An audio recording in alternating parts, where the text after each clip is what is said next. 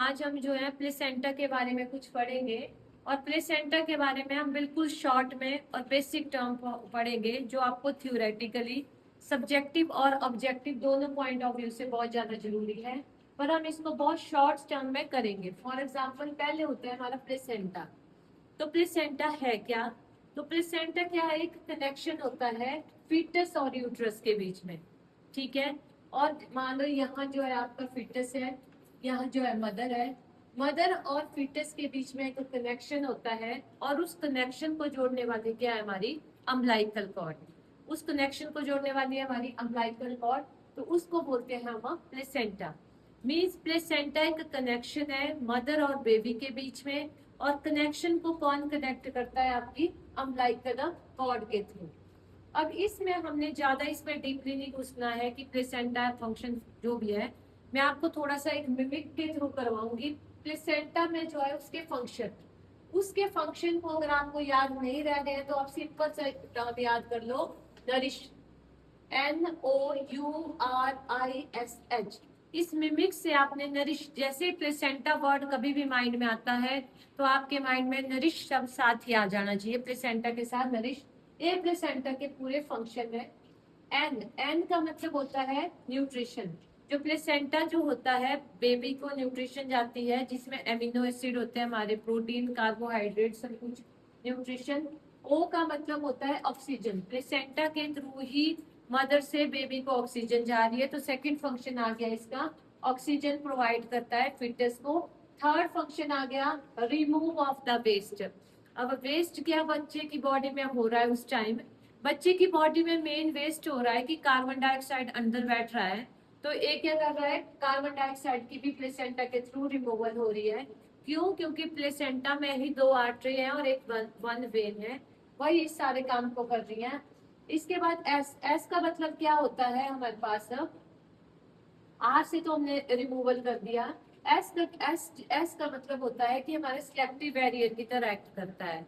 Means कौन सी चीज जानी चाहिए और कौन सी चीज नहीं जानी चाहिए। मदर से बेबी में हर चीज ट्रांसफर हो रही है, ब्लड ट्रांसफर हो रहा है, हमारे पास ऑक्सीजन जा रही है, एमिनो एसिड ट्रांसफर हो रही है, न्यूट्रिएंट ट्रांसफर होती है, और एंटीबॉडी सिर्फ एक ही ट्रांसफर होती है, जिसका नाम है IgG एंटीबॉडी। कौन सी एंटीबॉडी? IgG एंटीबॉडी जो है वो मदर से ट्रांसफर होती है। एक क्वेश्चन जो है तुम्हारा कॉम्पिटिटिव क्वेश्चन में बहुत बार पूछा गया है कि प्लेसेंटा के थ्रू जो है मदर से बेबी में कौन सी एंटीबॉडीज जो है वो ट्रांसफर होती है? तो वो है IgG एंटीबॉडी ट्रांसफर होती है। इसके बाद H आ गया हार्मोन्स का। हार्मोन की प्रोडक्शन भी हमारे प्लेसेंटा में होती है। बहुत सारे बच्चों को पता ही नहीं होता है कि प्लेसेंटा हार्मोन्स भी प्रोड्यूस करता है। समझ आ रही है बात?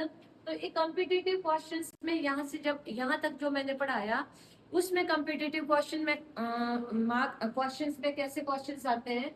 सबसे पहले कि प्लेसेंटा आपकी कौन सी हार्मोन रिलीज करता है? तो प्लेसेंटा हमारी HCG, ह्यूमन कोरियोगोनेडोट्रोफिन, उसके बाद हमारी प्रोजेस्टेरोन, उसके बाद हमारी एस्ट्रोजन। समझ आ गया? प्लेसेंटा का काम ये रिलीज करना हार्मोन। जब फर्टिलाइजेशन होगी, फर्टिलाइजेशन होने के बाद HCG क्यों प्रोड्यूस होती है? क्योंकि जो अंदर जो होता है प्लेसेंटा, वहां से जो क्या होती है हमारी हार्मोन्स रिलीज होती है। समझ आ गई बात?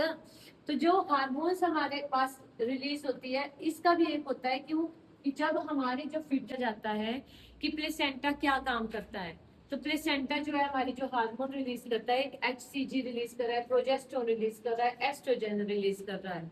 तो प्रोजेस्टेरोन का क्या काम होता है उस टाइम?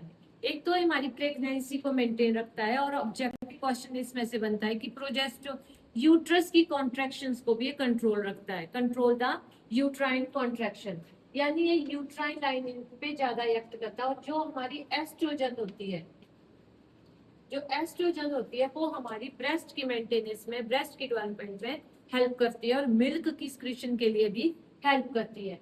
तीसरी जो होती है हमारे पास होती है लैक्टोजन प्लेसेंटोजन हार्मोन्स होती है, वो भी हमारे पास किसको मेंटेन करती है?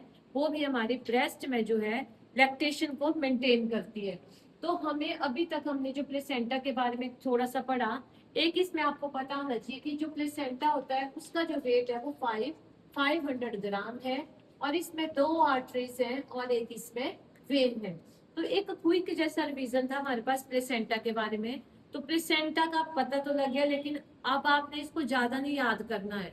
आपको इसमें प्लेसेंटा का नाम लेते ही 2 शब्द याद आ जाने चाहिए। एक होता है नरिश, ठीक है, ये क्या कर रहा है, नरिश हो रहा है।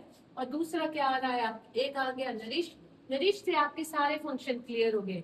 न्यूट्रिशन का भी काम कर रहा है आपको, ऑक्सीजन भी दे रहा है आपको, वेस्ट को भी रिमूव कर रहा है आपके, और सिलेक्टिव वेरिएट का भी काम कर रहा है, और हार्मोन्स के भी लेवल्स को मेंटेन कर रहा है। सेकेंड, आपको पता होना चाहिए कि प्लेसेंटा से रिलीज होती है हमारे पास हार्मोन, और हार्मोन कौन कौन सी है, HCG, प्रोजेस्टेरोन और एस्ट्रोजन।